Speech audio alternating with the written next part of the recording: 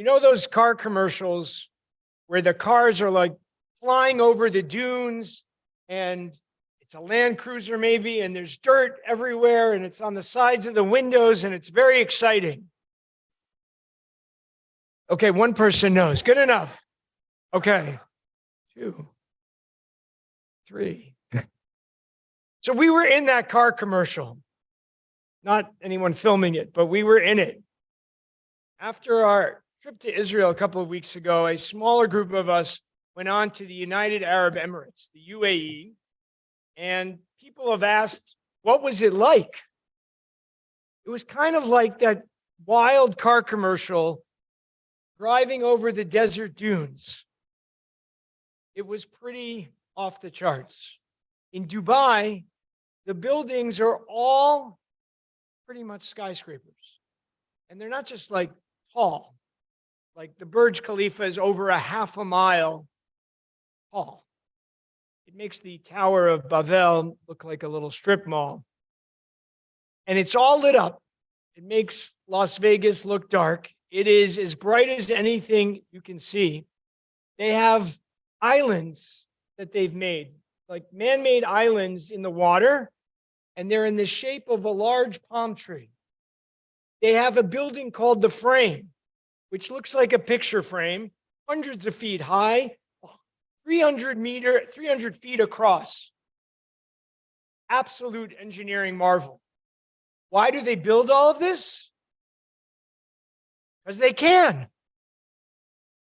If you have seemingly unlimited money and you're sitting on unlimited oil reserves and you don't have that many citizens, turns out you can pretty much do anything you like. But there's some problems.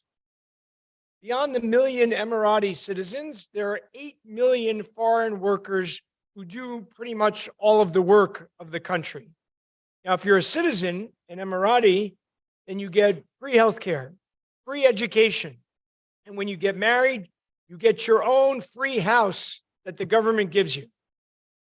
But if you're not a citizen and you're a foreign worker, you get. Now, there's no voting in the country. There's no free speech, and there's no dissent. If you would like to say something that disagrees with the government, you are invited to leave. The streets are absolutely pristine.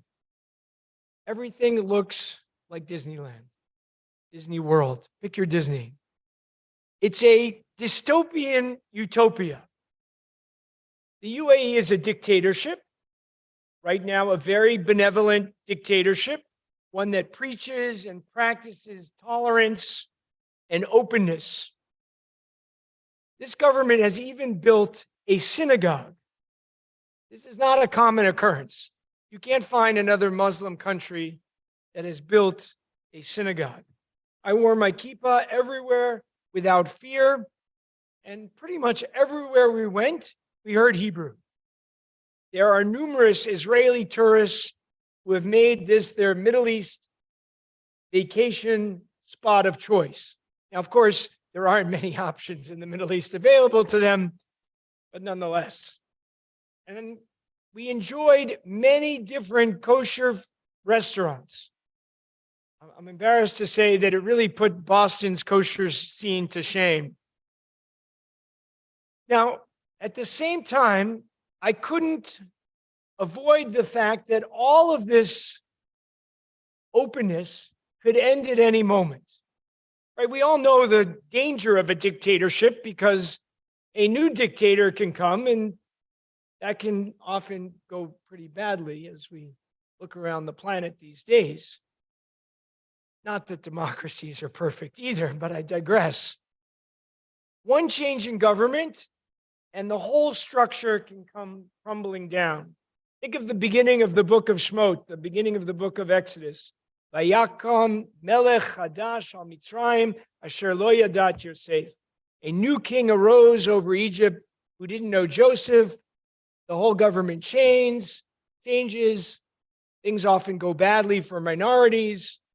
Things often go badly for us as Jews, as we've seen over the millennia. Now, I was talking to the driver of this car commercial Jeep Upside Down experience. He was originally from Pakistan, and he told me that he has to live over an hour outside of Dubai and drive where he lives in a pretty simple apartment block. I tried to speak to many of the workers. One waiter told me that he was from India and that it's much better here in the UAE than in India. He makes more money. When I probed him a little bit deeper about the situation in his life, he stopped speaking. He didn't answer. And I realized it could be perhaps dangerous for him to answer honestly. And so, as we were flying over these dunes, kind of like a roller coaster, but not actually attached to anything, my mind wandered a little bit into the morality of this country.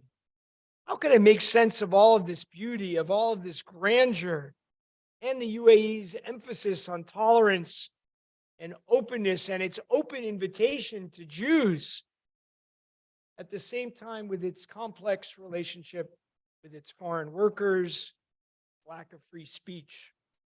And I was thinking, was it okay to enjoy this moment? Now, our Torah reading gives us a little bit of an interesting vignette that I want to try to bring into this decision I was having. The Israelites give very generously to the Mishkan, right? It says, "Vehem heviu elav od nidava baboker." They keep bringing these free will gifts every morning, more and more generosity. Now, as Ari reminded us in his thoughtful Dvar Torah, it was absolutely overwhelming. And the Chachamim were these artisans, although literally Chachamim means wise ones, wise advisors. They have to actually tell Moshe, Marbim ha'am le'avim midei ha'avodah. These people are bringing more than we can handle for all of the work needed to build the Mishkan. And Moshe has to tell the people to stop. Al yasu od melachat litrumat hakodesh. A loose translation. Enough. Stop doing this. Closing the entire episode, the Torah states, "V'lamelacha haita dayam l'chol maaseh lasotota v'hoter."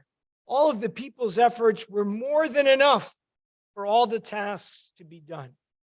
It's like a fundraiser's dream.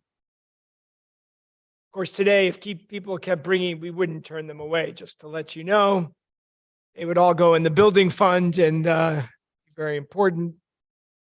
If people kept volunteering, no one would be turned away. We would just keep inviting them to do. Now, two things jumped out at me from this verse.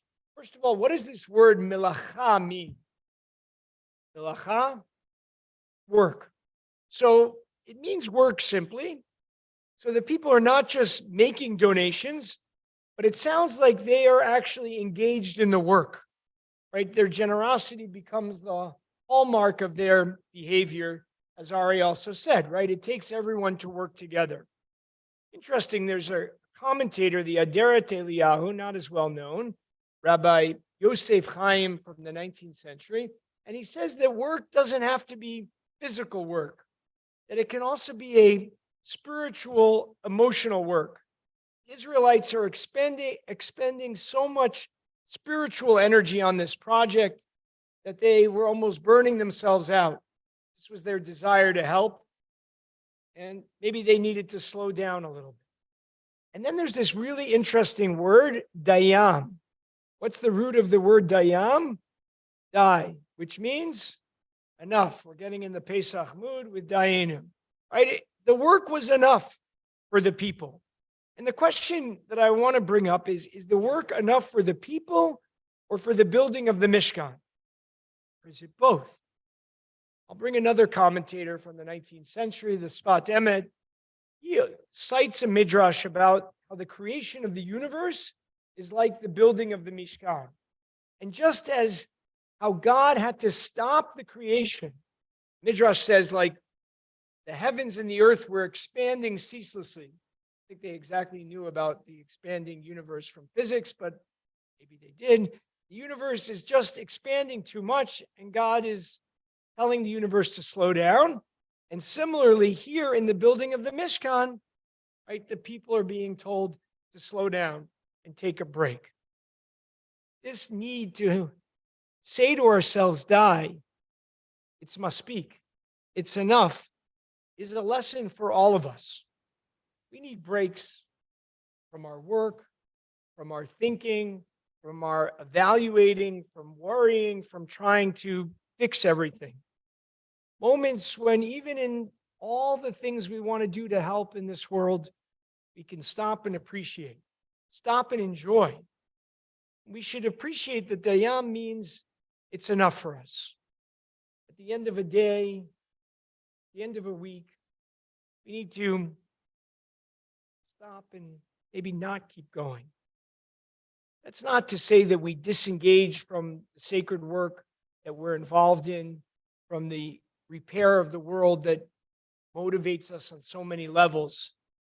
But it means that we need to strive to know when it is done, when it is enough, when we need to recharge our spiritual, emotional, intellectual, and physical batteries. Now, returning to the UAE, our cars, which are in a little caravan, stopped. And we got out and looked at this absolutely perfect, pristine, untouched sand. And the dunes rippled like a gentle reddish-brown wave top of the ocean. Picked up the sand in my hand and let the finest, smoothest little grains of sand flow through my fingers. This view continued into the horizon as the sun set, deepening beautiful red colors and all of its beauty. And at that moment, my son, Ari, ran across the dunes in this beautiful sand. And so I decided I would also put aside my concerns and also just run through the sand, joining him on the other side as the sun set, melted across the sky. Died. It was enough for the day.